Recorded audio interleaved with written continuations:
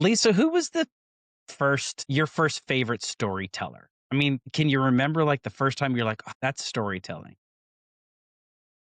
Well, I think I have to say my mom, like early on, we were big readers in the house. We told when, it was also before so many of the electronics, right? So you would literally come home and tell the story of your day to, face to face in a conversation. So it's almost like those stories of my childhood actually came to life in some really That's interesting. memorable ways. What about you? Yeah.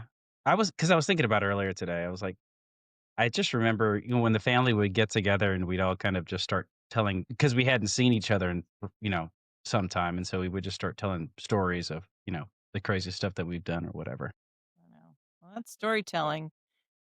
But we have somebody here who actually does this for a living. You can be a storyteller and that's your job? Yes, I cannot wait for us to talk to Jay Noble today.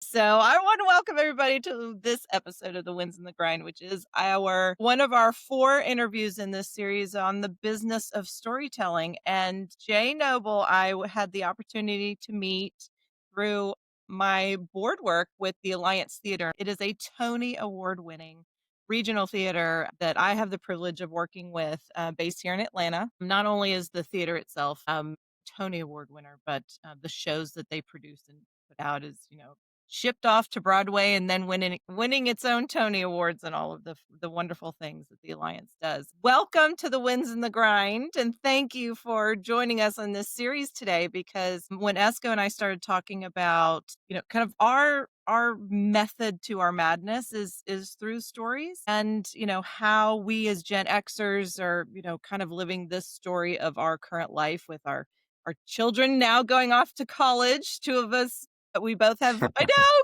I just did the drop off. I'm hanging in there, all Uh, the feels, and we both have one at home, when's so not quite. when's your first day at school, Lisa? When's your first day at school? Because mine Yesterday, was yesterday. yesterday. Yes, exactly. I know. So living through that. So, and all the things, but what we wanted to talk about today, I'm very excited about. So, Jay, why don't we just have you tell our wonderful audience a little bit Who the about heck are yourself you? and what you do? Well, for the last 10 years, I have been running a program for, thank you, Lisa, the Tony Award winning Alliance Theater. Tony for Best Musical that received the award in June, maybe happy ending. So anybody within ear reach who can get to New York, go see that. That's the show COVID killed here in Yes. Atlanta. But 10 years ago, I was asked by the theater to create a corporate training program using theater-based learning strategies to help our corporate partners, their teams. And a big bunch of our work is to teach them how to be better storytellers. And since then, I have worked with merchants at Home Depot, nuclear plant managers, trauma surgeons at Grady, and I don't know how many thousands of accountants and auditors and business consultants. So Yes. I think, and this is the sales guy talking, of course, but I think everyone has to sell themselves. At the end of the day, you're selling yourself. If you're interviewing for a job, if you're interfacing with a customer, you're selling, and I guess part of that goes into presence, part of that goes into knowing your stuff. But, at some point you're gonna tell a story. I had a scenario, I had a situation. And I guess as many presentations as we sat in our careers, what I know what I think it is, but what are the fundamentals that make a great storyteller, Jay? You know, um, yeah, we are all selling intentionally or unintentionally. We're trying to get to that yes, Right. whether it's like buy my service or will you go on a date with me? And we are all, we want to put a compelling story out there, to help bridge that divide between those 200 accountants in a room and a session led by someone from the world of professional theater. I offered them this quote. I found it several years ago. It's from the director of the London School of Economics. She says, the jobs of the past were about muscles. when we were building those skyscrapers with iron and steel. She says the jobs of today are about brains. Now, she admits that all of our ability to be critical with information and data, to analyze it and do something results oriented with that information will always be critical, particularly to those accountants and auditors. But she says the jobs of the future will be about the heart. And what she's talking about there is our willingness and ability to show up with and through our emotional intelligence. And that's how we tell stories in the theater. Theater artist, from the cast, the director, the production teams, they use their emotional intelligence to find a story, to shape and share that story to an audience that gets that group of people to think and feel and respond in a very specific way. So in my work, and what I think makes a good storyteller is folks tapping into their emotional intelligence. So, elevating communication from being just an exchange of like a transactional exchange of information, but using story to elevate that communication so that you are finding that right story and shaping and sharing a story that meets the moment you're in and that gets your audience, be that your team or a prospect or a patient, and get them to think and feel and respond in a very specific way that either grows your business or makes their life better. Yeah, and I love that. The future of work is heart. And even as we're talking about where every other headline you see in your email and in your professional development opportunities is, AI related, right? And the counterbalance to that being, but the human element even becomes that more pronounced. So talk a little bit more. Yeah. Well, if we allow ourselves to tell our stories, we show up in Mm, those stories. It presence. reveals something about us, and that's why I'm teaching storytelling, because it's a process for us to give ourselves permission to, like, okay, yes, I am going to reveal myself in this story and make that human to human connection. And with artificial intelligence, what that's often doing, it's indicating empathy. When we use story as a container for ideas, it's a way to demonstrate and engage with empathy. Jay, what are the 3 things that people are gonna get if they spend time with you in your class? All right. Well, one thing that I tell folks, I'm coming at it from theater, but I'm not an improv coach. So at no time will anybody have to pretend they're a melting ice cream cone in very dramatic fashion. We won't be doing that. The first thing that an Alliance at Work session provides is an opportunity, like we talked about, to rehearse authenticity, is to make the choice to, like, not put that mask on or sound like everybody else, but just find who I am and share that. The second thing is to find what is that strategic story that's going to illustrate who I am and the value of what I do. And the last thing is to practice that and to learn a process about how to rehearse in session and when you're on your own, so that when you are in front of that final audience, you've rehearsed it so much, it's in your bones that it's no longer a performance, but you're standing up there connected to the audience and sharing ideas in a connected conversation. So, as you're going through all that, I'm thinking through some of the presentations that I remember and some of the presentations that I had to sit through. Did I say that nice enough? And I'm like, you know, there are people who get it. There are people who can put themselves out there. There are people who show up and kind of get that it is a bit of a performance when you're doing a presentation. But, there are some of us that just don't have that knack, can't read the room maybe, or don't have the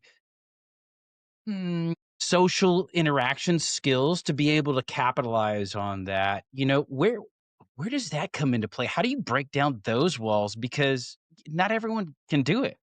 Yeah. Well, I will confess that I was a very bad actor. It's terrible. In fact, when I was in graduate school and I decided to switch my focus from acting to directing, I remember I called my mother and I said, "Hey, I am switching my focus." And there was a pause. And she went, "Jay, that's a really good idea." And when your mama tells you you're not any good, that's the truth. She didn't And say you weren't any good. She just said it Yeah, was a no, good no, idea no. that you're moving on. It was the pause. No, but this is why I was so bad, is because I was 100% self-focused and self-observant. I had the camera looking back on me, like, what's going on? How am I coming across? What. It was all about me. I remember sitting there as like uh, Fred, Scrooge's nephew, and I don't know how many productions of Christmas Carol, just thinking like, when's lunch? Like, what am I going to do when I get all of this stuff? You don't want that. Um, not ideal. um, and so good performances on stage, like the very best actors, are not self-focused. They're self-aware, but they're also present and connected to what's going on stage and their scene partners. I like to think about acting, really good acting, as it's the act of generous attention. And a good actor will commit to my goal is to make my scene partner look the very best she can. And I'm also really dialed into what she's giving in this moment. And although we've rehearsed that scene 100 times, I'm responding to those subtleties and those nuance with my own subtleties and nuance. And that's what makes it pop in the moment. So it's not just performance, but it's a connected conversation. And that's what I bring to those presentations. I have a question. Yeah. Yes. He actually Thank you. raised his hand, folks. Thank you for I said, yielding the floor, sir. Scene partner in a monologue. Who is that? hmm. Because Well, I'm usually presenting by myself, Jay. It's me and either PowerPoint or a whiteboard marker. So who's my scene partner? those monologues are generally talking about somebody or something going on. Okay. And so we'll often coach an actor to like use your imagination and see that person, see that circumstance, see yourself. And so you are giving and responding to whatever it is on the other side of that one person conversation. And then there's always the audience.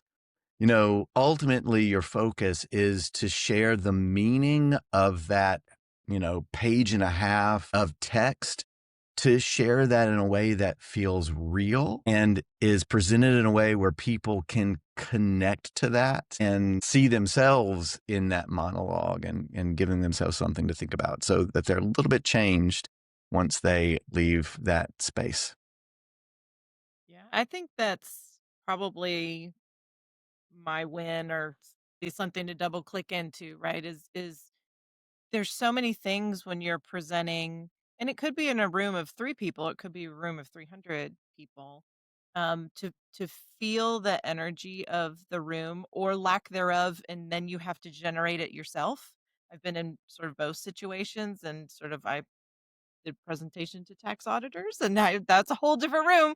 And then the next day I'm presenting to a room of HR people who will emote all day long. So it's very different, right? And I have the same presentation, but it was almost indecipherable between the two, right? And I'd love to kind of I don't know if you have tips or tricks or whatever to kind of help the presenter or the person telling the story, regardless of what setting, how to maybe either read the room or feed off of it or Yeah, well, one thing I would say, and back to why I was a bad actor, is to We don't have not. to keep talking about that, you know? I mean, I'm Oh, just no, no. I'm very comfortable okay. with the truth of that. It's been many years. I've processed with much therapy. My busted dreams. No. Um, is you are in relationship with the audience, but you don't want the audience to control you. Like on stage, you Mm, don't want to just play for laughs. In fact, once the rehearsal period's over, the director's gone, the show really is turned over to the cast and the stage manager. And so the cast is supposed to perform the show that was rehearsed, as opposed to I can push this a little more and get a laugh, which might throw everything kind of off balance. So you don't want to, that in that moment that, oh, the audience is controlling me and it's making me make different choices. So when that's we are interesting. in those sales pitches, you don't want the audience to control you. And this is the way I would think about it. Going back to why I was a bad actor and being so self-observant, Lisa. I, I've got the auditors, I got like Yep. the excited group. We often misinterpret what that is. Mm. And so it's like, oh my gosh, they're not giving me anything. And actors say this all the time. It's like, oh, that opening night was great. The next night, so quiet. It's just different people and how they're processing. And so I challenge folks is to just breathe through it, stay present, and don't let, like, oh my gosh, they've they've just got blank expressions. Don't misinterpret that to something that you're doing wrong, quote unquote. Um, but they are maybe just processing. And because you've prepared, those shows, we've rehearsed hours and hours and hours. When we do those presentations, we're prepared, we have rehearsed, is to trust what you've created. And it's not that you're not reading the room, but my tip would be if you're in that kind of space, it's like, be transparent. It's like, I feel like I may be losing you. Like, is Mm. this making sense? And be brave enough to show up in a real way in that moment and break that fourth wall, be it with 3 people or 300. And when that happens, it's like, oh, this isn't canned. There is a relationship back and forth here. And so really challenging ourselves to be self-aware, but also, as I said before, maintain that sense of presence and connection and be fluid with it and roll along. So you made a comment that the show that's being delivered is the one that it was rehearsed, and it's up to the cast and it's up to the stage manager. And I try to coach my kids when they're going to do an oral presentation. I do the old stand in front of the mirror, say it out loud, not in your head, say it out loud, get used to tripping over words and all that kind of stuff. And I look at the wins that I've had in presenting, and I wasn't there. Like, I go back and think about the presentation, and I've given it several times, but I wasn't there. Like, I can't remember being there. I just remember it happened. Yeah. And that's the difference in theater and then when we make a presentation. So, with most scripts, you're legally obligated in some cases to say it word for word. That playwright has put those words on the page, and your responsibility is to recreate that. Yeah, Esco, I see that face. Fortunately, when we're doing Thank God he's presentation, not an actor. Let's yeah, just say yeah. that. None Well, of us on this call are actors. Well, and let me tell you this with my clients, like I ask, particularly if I'm, well, I ask them all, but it's interesting when I'm working with a group of people, I ask, like, where are my scripters at? Mm. And I'll get a number of hands who like to script out word for word. And I say, okay, what I'm about to teach you is a process that is going to release you from that. And the reason that in our spaces we don't want to be word for word is because we get locked down. And it's like, oh my gosh, I like in front of the mirror and saying it out loud, and we're going to mess up and we become deer in headlights. I meant to say the word perpendicular and I didn't say that 30 seconds ago. And then that all that self-focus comes right back to us. So what I work Right. with my clients to do is I want you to zero in on the irreducible core meaning of what you want to say, section by section. And then when you're preparing, not your word for word script, I want you to map out those ideas. And can you find what I call real, not right language to to headline, like what is essential in pillar one of the architecture? What is at the heart of pillar two? What is essential about pillar three? And can I don't just label those like forecast 2025, but what's the meaning of that forecast? That meaning in real not right language is promises kept. And so I call that snapshot storytelling. So if you can just in a few words get to the heart of it, you're connecting to your content. And if I know that pillar one is about promises kept around the forecast, you know your stuff. And so Yeah. that allows you to speak to those ideas without having to worry about getting it done pitch perfect word for word every time. Let me give you an example of one of those headlines with my work. I think one of the values of a rehearsal based approach to tell your story in these professional spaces, if I had to say that in a couple of words, I would say the value of an Alliance at Work experience is it allows you to rehearse authenticity. Now, if you hear those two words together, you go, but wait a second, Jay, like that's oxymoronic. They're in conflict. Like if you're real, you're real. Like you don't need to rehearse that. You absolutely do. You all know how much pressure we put upon ourselves or other people or just the circumstances, the stakes of those circumstances we find ourselves in. Oh my gosh, I've got to perform in this way. And we've another tagline around Alliance at Work is I'd say the performance you want takes practice. And for us to give ourselves permission to stand up who we are, that takes practice. It's tough. There's so much pressure. And the more reps you get in standing up and like, okay, I'm going to say this in this real, not right way in my own voice, the more and more you do that, the more and more comfortable you get. So that, like, you know what? I've got my notes. I'm not going to need them. I've done my prep. I've rehearsed my authenticity, and I'm just going to show up and have a connected conversation and maintain awareness of if I slip into presentation mode and performance mode, I'm going to bring myself back to that connected conversation. Jay, I'm gonna steal that. The performance you want takes practice. I'm Yeah. gonna steal that. I'm gonna Yeah. steal Yeah. that. It's Too many yours to double take. clicks into this. I don't know. You're just like a quote monster. We're just gonna have these things pop up, and I'm like, rehearsed authenticity. Like that's what I'm taking back to my team. And I mean, there's just like a wealth of Well, knowledge. Just like you've packaged it up so it's so digestible. You're like, yes, I get it. I understand. and that is, I think, what stories allow you to do is, if you can't explain something simply, you don't know it enough or you don't understand it enough. But that takes a process. And to find those couple of words, rehearse authenticity, or to find that 30-second story, that takes a mindful and intentional process so that in that 30 seconds, you're saying so much more. And think about that. Like if you've got a 30-minute time with a prospect and you found the right story and you found your real, not right language in just those couple of words, you know, you give more time. Like, hey, I don't need that 30 minutes. I'm going to share my piece in 15.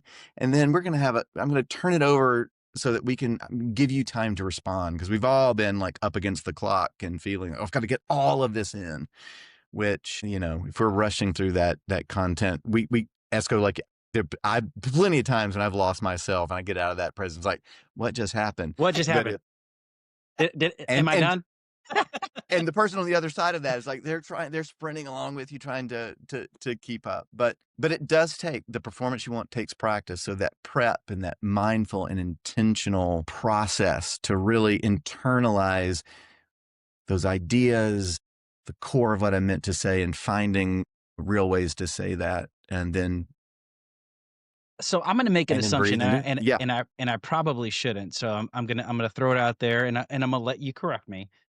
The win obviously is when you knock the presentation out of the park. When you hit, your audience and they get what you wanted them to get out of it. The performance I wanted was that they received, and boom, I checked the box. What's the grind though? Is the grind, I mean, I would assume the grind is the practice, but what is the grind for you? I think it's giving yourself permission to just own what it is and to release, like, they're not all going to win Tonys. What? Understatement of the year, but yes, I'm with you. Yeah. And like, I don't know how many times it feels like I'm in good company here. It's like I have walked away and beat myself up, and that just is a miserable feel. I have worried for days about things, and I'd done everything I've talked to you. I had the very best of intention and working very hard, but I was like, oh, I just don't feel like it landed. I did not trust the process. And then I'll get an email or I'll talk to somebody in like 3 days, like, I just this happened just earlier in the summer. I left a session. I was like, oh my gosh, that um and uh and then my somebody very high in a very big organization was in that session, which was the stakes, and that's why I was beating myself up. So I was like, it just because I was misinterpreting how those group of people took me, and the person underneath him, she said, "You changed the way." Like he's been changing his speeches, and like there have been people in the audience and in the organization, like what happened from like one week to the next, and so the grind is the process and putting in the time and putting in the reps and then trusting yourself, and then you got to let it go. And that worked out well in my case. There've been plenty of when it's like, yep, that didn't land and that client didn't come back. Lost that sale or lost that follow up. Well, and I guess, and it's like, and that's just going to happen. And there, you know, there's always tomorrow. So just being mindful about that, reflecting back on like, what will I do differently, but not holding on to just the burden of perfection. Yeah. Right. Yeah, I love this conversation so much. There's just so much. I'm like, Well, ooh, I could I'm, go. How many different ways can I take this conversation? I'll let you throw one more in, Lisa. We got time for one We more. have one more. We have Yeah. one more. Okay. I think I want to kind of go down that path a little bit and just Okay. sort of the fear factor, right? So the letting it go and trusting in the process. I loved what you said about that, right? That's such a piece. Can you even break that down a little bit more to say cuz we've all heard like, practice it or whatever. And maybe it's things like practice saying it out loud. I don't think we could say that enough. Like you have to say the words out loud. It's standing in a room by yourself because you will get Esco as said, you'll get tripped over your own words. Do you have even like to break it down a little bit more for this group about the best ways to go about that to help? Here is the absolute most powerful tool that we all have to confront and navigate and manage that fear. And it is simply to remember to breathe. It is foundational for us to stay present and connected and invite our emotional intelligence into that, whatever's happening, and it will be transformational. Most of us, anytime, but particularly when like fear, like we're just a big bucket of it is being dumped on our head, is we take a big gulp of air and try to say as much as we can, and we rush, and Esco, we get disconnected. We don't know that we're there. But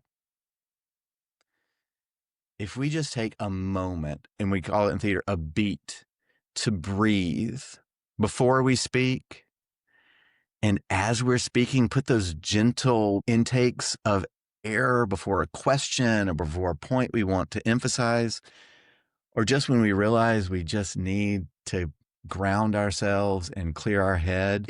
And this takes practice, because human beings love patterns and routines, and we've all developed a pattern of breathing that invites that self-focus. If you can bring that intentional breathing into when you speak, you're able to listen and think as you speak. You show up, you stay connected, you become more aware when you're not connected. It sounds like a simple thing, but I start well, okay, all right, great. Yeah, no. I was like, no, 300 people in front of me, and I pause. That's Now, not a simple thing. Right. well, you've got to But it's breathe through okay. that pause because a lot of people will pause and not breathe. That's yeah.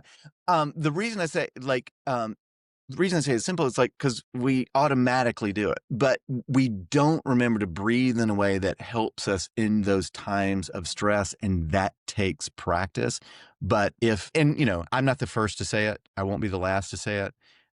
Somebody has heard something about breathing today before they've listened to this. But I do challenge you two and everybody else out there to practice that intentional breathing and bring that into your conversations, and you will be delighted about the shift in the way that you feel before, during, and after, knowing that at least it didn't maybe go the way I wanted it to be, but I was aware throughout and can reflect back on what happened in an authentic, real way. And you're right, because Jay, you don't breathe the same. Because I have been through I have blacked out in the first 15 minutes of a Oh yeah, presentation me too. Me of a too. of a of a 45-minute presentation, and all I could focus on is like, "Lisa, take a freaking breath," and I'm saying words. I am presenting, but I have blacked out, and at some point, somebody has asked a question. Like, what I've learned to do is sort of ask the room a question. Like, I will stop and say, Mm. "Where are you Oh. guys from? Where," or whatever. Like, how many Yeah. people in the room, whatever, because I can't freaking breathe anymore. I've literally stopped, to your point, and I'm like, "I gotta get this under control." So that's sort of a trick I've used, and I didn't even think about it till you were saying that. Yeah, But I'm that's a like, good one. "Okay, I have to stop talking." Try and Yeah, try yeah. and breathe. So I'm gonna throw it to the audience to ask it could be totally irrelevant question. Usually it's not. But yeah, I'm with you. You think it's simple, breathe, but there seems to be a method to breathing while you're presenting because it's not always worked for me. All of us, we've all struggled. Yeah, funny. Jay, I thank you for your time. Honestly, we could probably sit here and visit for another 3 hours because there's just so much that we could kind of bring to the surface and what have you. It has been a pleasure visiting with you, and I thank you on behalf of Lisa. We thank you for spending time with us, and on behalf of our audience, I thank you for spending time with us. You have just met the strategic storyteller. Tune into the rest of our episodes where you meet the tactical storyteller, the catalyst storyteller, and the traveling storyteller. My name is Esco, and I'm here on the Wins in the Grind. Bye, everybody.